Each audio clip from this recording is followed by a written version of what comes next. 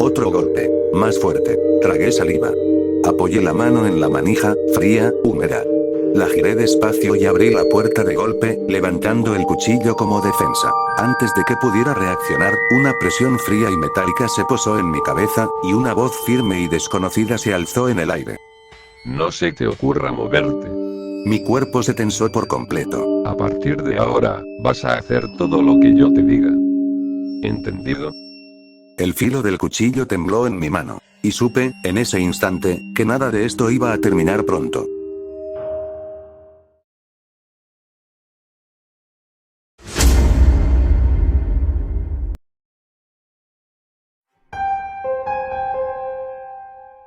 Desperté con una fuerte sensación de mareo y la vista borrosa. Durante unos segundos no supe dónde estaba ni qué había pasado. Mi cabeza latía con intensidad, y lo primero que pensé fue que todo aquello no había sido más que un sueño, una pesadilla provocada por el cansancio y el miedo acumulado. Sin embargo, a medida que mi visión comenzó a aclararse, comprendí que me encontraba dentro de una camioneta, sentado en el asiento trasero. El espacio era reducido y el ambiente, opresivo. Miré a mi alrededor con creciente inquietud, intentando entender la situación. Entonces bajé la mirada hacia mis manos. Estaban esposadas. El pánico se apoderó de mí de inmediato. Aquel sujeto me había hecho esto. Me había llevado contra mi voluntad, y lo más perturbador era no saber cuáles eran sus intenciones. El silencio del vehículo y la imposibilidad de moverme libremente intensificaron mi desesperación, dejándome en claro que la situación había superado cualquier escenario que hubiera imaginado. Miré hacia la ventana de la camioneta. Afuera, el cielo seguía completamente oscuro. No había rastro alguno del sol. Aquello ya no era normal. No podía atribuirse a una tormenta ni a un simple fenómeno climático. La ausencia de luz parecía deliberada, permanente. Mientras intentaba ordenar mis pensamientos, escuché pasos acercándose desde el exterior. El sonido fue claro, firme. Instantes después, la puerta de la camioneta se abrió. Era él. Vestía una camisa negra y una gorra gris que le cubría parcialmente el rostro. Al observarlo con más atención, noté mechones de cabello canoso asomando bajo la visera. No era joven. Se trataba de un hombre mayor, de presencia seria y expresión endurecida por los años. ¿Con que ya despertaste? Dijo, con un tono seco, carente de cualquier rastro de cortesía. Reuniendo el valor que me quedaba, le pregunté por qué me estaba haciendo esto, qué sentido tenía todo lo que estaba ocurriendo. No respondió. Cerró la puerta sin mirarme nuevamente y se subió al asiento delantero del vehículo. El motor se encendió poco después, y el silencio volvió a envolver el interior de la camioneta. En ese momento comprendí que no tenía el control de la situación. Y que aquel hombre sabía exactamente hacia dónde se dirigía.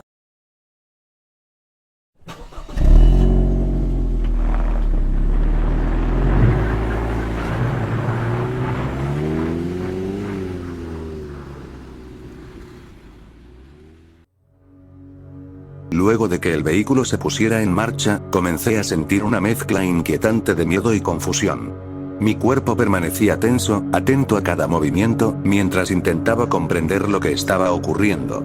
El hombre parecía ignorar por completo mi presencia. No dijo una palabra, limitándose a conducir con la vista fija al frente, como si yo no existiera. Nos internamos en una carretera solitaria, donde la oscuridad lo cubría todo. No había señales, ni luces a lo lejos, ni indicios de civilización. El entorno estaba completamente sumido en sombras, y el cielo, aún negro, se extendía sobre nosotros sin ofrecer la menor promesa de amanecer. La única fuente de iluminación provenía de los faros del vehículo, que apenas lograban arrancarle fragmentos de la ruta a la noche cerrada. El sonido constante del motor y el roce de las ruedas contra el asfalto eran lo único que rompía el silencio.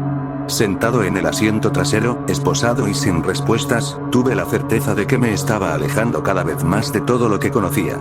Y lo peor era no saber hacia dónde. Luego de un silencio absoluto, el hombre que conducía finalmente rompió el mutismo. Su voz surgió de manera inesperada, grave y medida, como si hubiera estado ensayando aquellas palabras durante mucho tiempo. Como decía un viejo refrán, más vale pájaro encerrado que libre. Rompiéndose el pico hasta que la jaula aprenda su nombre. Aquella frase despertó mi curiosidad. No entendía por qué la decía ni qué intentaba insinuar, pero antes de que pudiera procesarlo, continuó hablando. Por lo que veo, eres una de las pocas personas que ha logrado sobrevivir en estas circunstancias. No pude evitar responder. ¿Sobrevivido a qué? Pregunté, con la voz tensa. ¿Acaso sabes algo de lo que está ocurriendo? El hombre no giró la cabeza. Sus manos permanecieron firmes sobre el volante. Solo te pediré que guardes silencio, por favor. No hagas preguntas. ¿Entendiste? Sentí como la irritación comenzaba a reemplazar al miedo. La incertidumbre, el encierro, la falta de respuestas, todo se acumuló en ese instante. Apreté los puños dentro de las esposas. Esta vez, no estaba dispuesto a quedarme callado. Mire, señor, dije finalmente, no sé quién es usted ni por qué estoy esposado, pero no voy a guardar silencio si no me dice toda la verdad. El hombre desvió la mirada hacia el retrovisor por un instante. Pude ver sus ojos reflejados, fríos, calculadores. Luego volvió a fijar la vista en la carretera sin girar la cabeza, como si aquel gesto hubiera sido suficiente respuesta. Espero que no te hayas dejado engañar por esas mentiras de las que hablaron en las telecomunicaciones. Sus palabras solo lograron aumentar mi confusión. No entiendo a qué se refiere. ¿Acaso hay algo más detrás de todo esto? Hice una breve pausa, sintiendo como la frustración me quemaba por dentro. Si es así, ¿por qué no me lo dice? No tiene sentido seguir ocultando lo que sabe.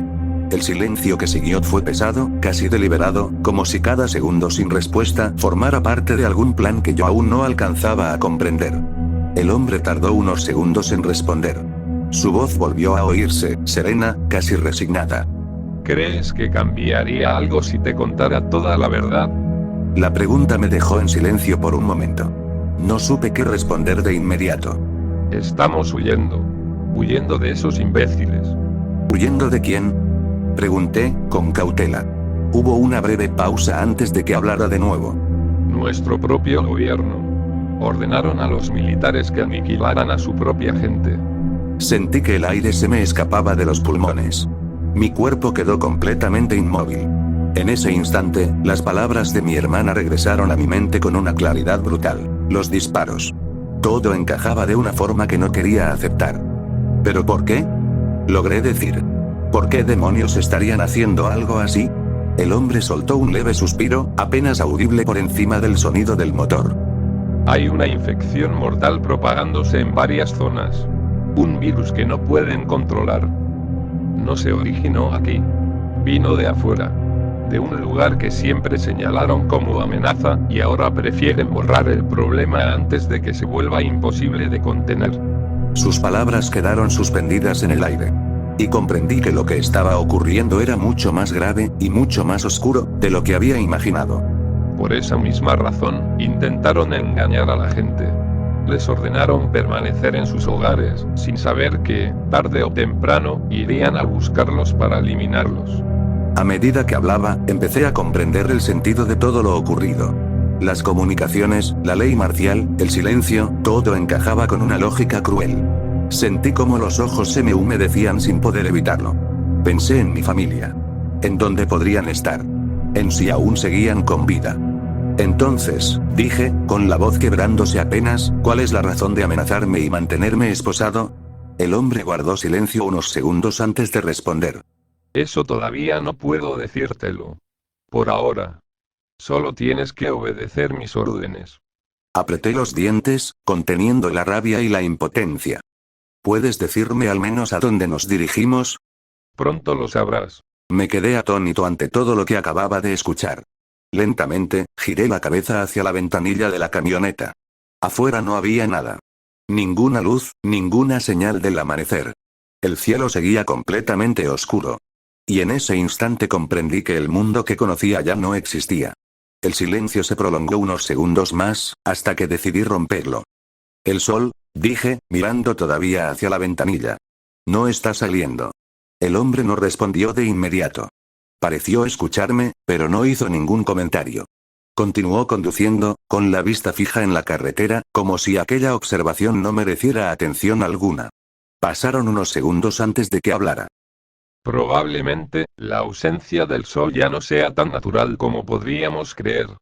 Sentí un escalofrío recorrerme el cuerpo. Aquella respuesta no aclaraba nada, pero habría demasiadas posibilidades inquietantes. Quise preguntar más, insistir, exigir una explicación, pero algo en su tono me hizo dudar. Volví a mirar hacia afuera. La noche seguía allí, intacta, densa, sin señales de amanecer. Y esa persistencia de la oscuridad empezó a parecerme más perturbadora que cualquier respuesta que pudiera obtener.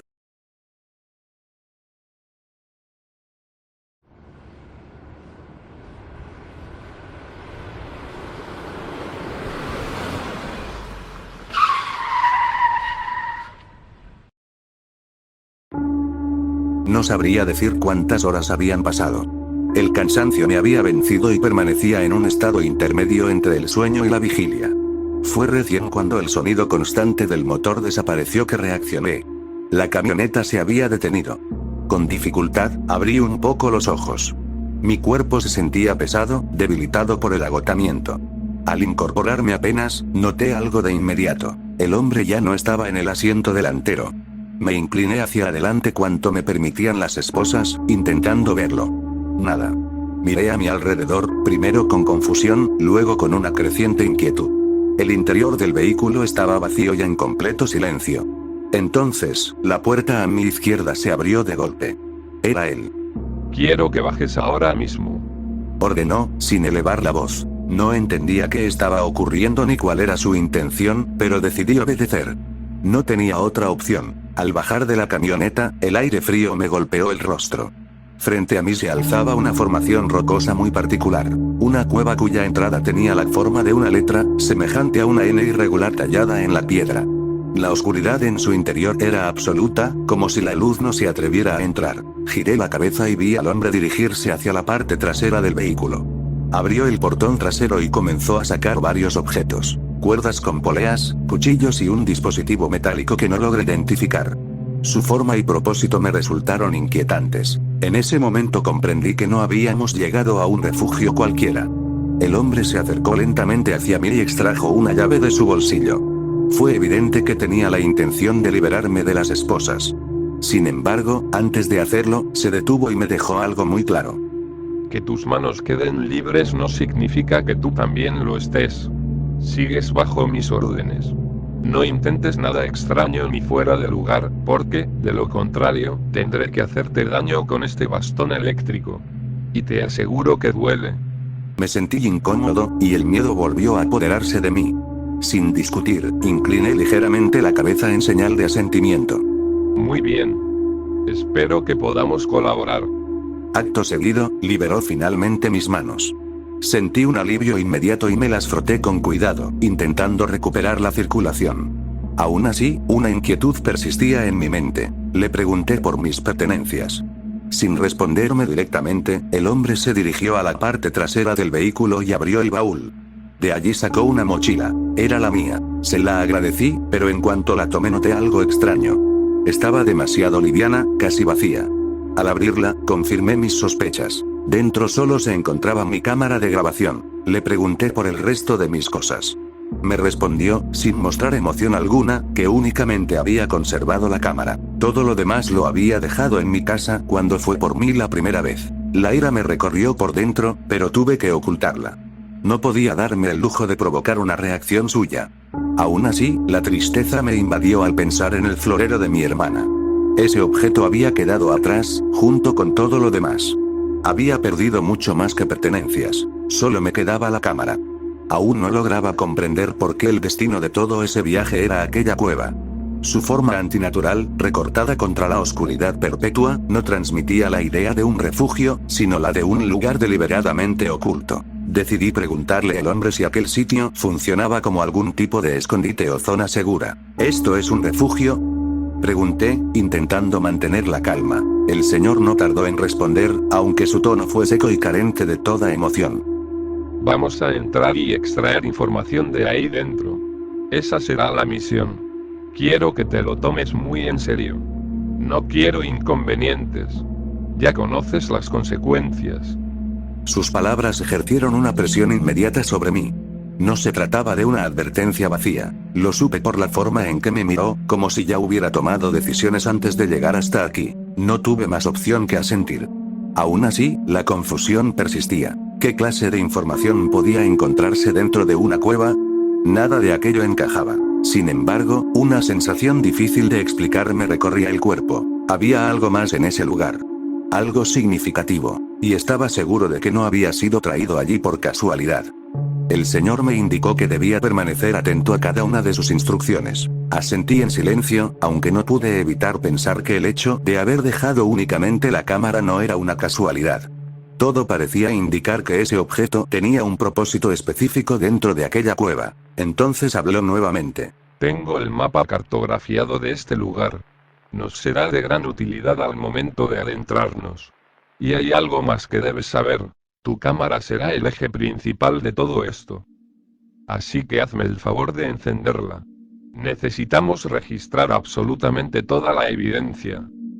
Comprendí lo que esperaba de mí, y tomé la cámara. Al observarla con más atención, noté una pequeña grieta en la carcasa, como si hubiese sufrido algún golpe. Aún así, no tenía opción. Debía funcionar. Mientras intentaba encenderla, el señor agregó una última instrucción. Mientras te ocupas de la cámara, voy a revisar algo en la camioneta. Quédate aquí, no hagas nada. Asentí nuevamente. Permanecí inmóvil frente a la entrada de la cueva, con la cámara entre mis manos, consciente de que a partir de ese momento nada de lo que ocurriera sería accidental. Intenté encender la cámara, pero no respondía. Lo intenté una y otra vez, y al principio ocurrió lo mismo que en mi casa. No daba señales de vida. Le di unos golpes suaves, con cuidado, esperando que reaccionara. Esta vez, un leve zumbido se escuchó. La cámara se encendió. Sentí un pequeño alivio. En ese momento, el señor regresó y traía consigo el mapa del que había hablado antes. Se detuvo frente a mí, y habló con claridad. Quiero que prestes atención. Desplegó el mapa y, para mi sorpresa, era bastante grande. Me concentré en cada detalle mientras él comenzaba a explicar. Ahora mismo nos encontramos en la entrada de esta cueva. Como puedes ver, hay muchos túneles extremadamente estrechos, y varios de ellos no tienen salida. Nuestro objetivo es atravesar un paso muy angosto conocido como el Canal del Nacimiento. Desde allí se accede a una sala más amplia, y luego tendremos que descender por un hueco desde arriba. En ese punto se bifurca el camino. Uno conduce a la llamada oreja de elefante y el otro al diente del león. Yo te iré guiando. Para eso necesitamos trabajar juntos, sin rodeos ni errores. No entendía del todo el mapa, pero al menos me tranquilizaba saber que no me perdería. Por lo que podía deducir, aquel hombre tenía experiencia en espeleología. Bien. Sin más charla, entremos de una vez. A pesar de la incertidumbre, estaba dispuesto a enfrentar lo que viniera. Antes de adentrarnos en la cueva, alcé la vista hacia el cielo y noté algo extraño. Una pequeña luz brillaba en la oscuridad. No sabía qué era. No parecía el sol, ni había indicios de que lo fuera, pero aún así me resultó inquietante. ¿Qué estás esperando?